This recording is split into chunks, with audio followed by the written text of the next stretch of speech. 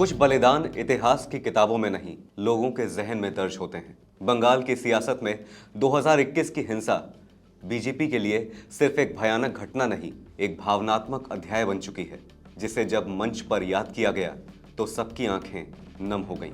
नमस्कार, आप देख रहे हैं आपका अपना न्यूज चैनल सत्य सर्वोच्च न्यूज और मैं हूं सोम।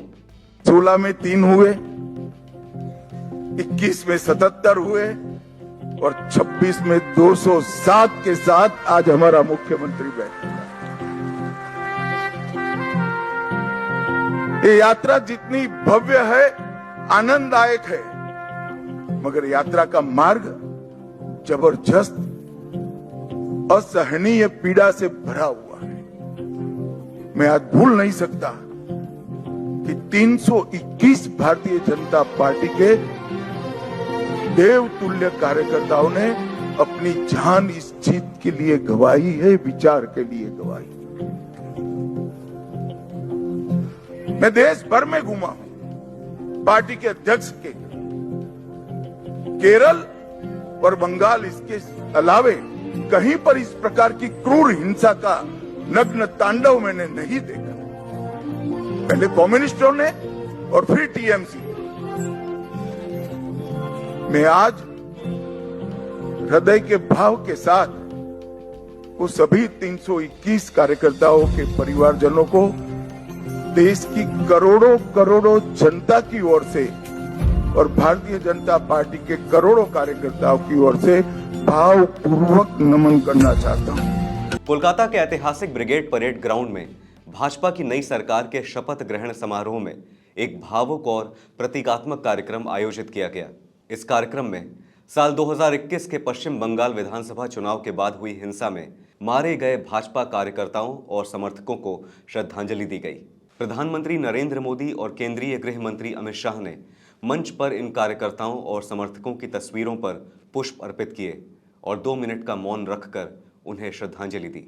ब्रिगेड परेड ग्राउंड में श्रद्धांजलि के बीच प्रधानमंत्री नरेंद्र मोदी और अमित शाह ने उन दिवंगत आत्माओं को याद किया जिनकी मृत्यु 2021 चुनावी हिंसा में हुई थी और कहा, यह बलिदान व्यर्थ नहीं जाएगा। कार्यक्रम स्थल पर विशेष स्मृति दीवार बनाई गई थी, जहां हिंसा में मारे गए कार्यकर्ताओं की तस्वीरें लगाई गई थीं। मंच के सामने बड़ी संख्या में उनके परिवार के सदस्य भी मौजूद रहे। कई परिवारों की आंखें नम दिखीं और माहौल बेहद भावुक हो गया। प्रधानमंत्री नरेंद्र मोदी ने कहा कि बंगाल में लोकतंत्र की रक्षा के लिए जिन्होंने अपना जीवन दिया, उनका बलिदान भाजपा की ताकत और प्रेरणा बनेगा। पीएम मोदी ने कहा कि पार्टी उन परिवारों के साथ हमेशा खड़ी रहेगी जिन्होंने राजनीतिक हिंसा में अपने प्रियजनों को खोया। वहीं गृह मंत्री अमित शाह ने इस मुद्दे पर सधा हुआ पर भावुक बयान दिया। अमित शाह ने कहा कि भाजपा कार्यकर्ताओं का बलिदान पार्टी की यात्रा में हमेशा अंकित रहेगा। उन्होंने कहा कि बंगाल में वर्षों तक राजनीतिक हिंसा का दौर चला, लेकिन भाजपा कार्यकर्ताओं ने डर कर पीछे हटने के बजाय लोकतंत्र की लड़ाई जारी रखी। गृह मंत्री अमित शाह ने नम आंखों से कहा कि वो उन 321 बीजेपी कार्यकर्ताओं को कभी नहीं भूल सकते जिन्होंने विचारधारा और पार्टी के लिए अपनी जान गंवाई। उन्होंने कहा कि बंगाल में बीजेपी की ये जीत उन देवतुल्य कार्यकर्ताओं को समर्पित है जिनके संघर्ष और बलिदान ने पार्टी को यहां तक पहुंचाया। उन्होंने ये भी कहा कि जिन कार्यकर्ताओं ने जान गंवाई, उनकी कुर्बानी ही आज बंगाल में भाजपा की जीत की सबसे बड़ी नींव बनी है। उन्होंने दावा किया कि पार्टी ने बंगाल में डर और हिंसा की राजनीति के खिलाफ संघर्ष किया और जनता ने उसका जवाब चुनाव में दिया। इस श्रद्धांजलि कार्यक्रम को भाजपा ने सिर्फ राजनीतिक आयोजन नहीं, बल्कि लोकतंत्र के शहीदों को सम्मान बताया। दरअसल 2021 पश्चिम बंगाल विधानसभा चुनाव के नतीजों के बाद राज्य के कई इलाकों में हिंसा की घटनाएं सामने आई थीं। भाजपा लगातार आरोप लगाती रही कि उसके कार्यकर्ताओं को निशाना बनाया गया। कई लोगों की हत्या हुई और हजारों परिवार प्रभावित हुए। इसी मुद्दे को भाजपा पिछले कई वर्षों से बंगाल की राजनीति का बड़ा मुद्दा बनाकर उठाती रही है।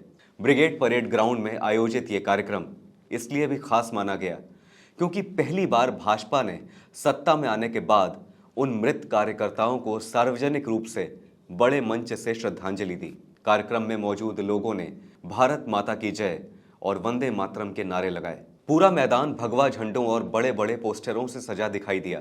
राजनीतिक संदेश साफ था, भाजपा बंगाल में अपनी जीत को सिर्फ सत्ता परिवर्तन नहीं बल्कि लंबे संघर्ष और कार्यकर्ताओं के बलिदान का परिणाम बता रही है। और इसी भावनात्मक संदेश के साथ ब्रिगेड परेड ग्राउंड से पूरे देश को यह तस्वीर दिखाई गई कि बंगाल की राजनीति में बलिदान भुलाया नहीं जाएगा और संघर्ष व्यर्थ नहीं जाएगा। फिलहाल इस खबर पर इतना ही।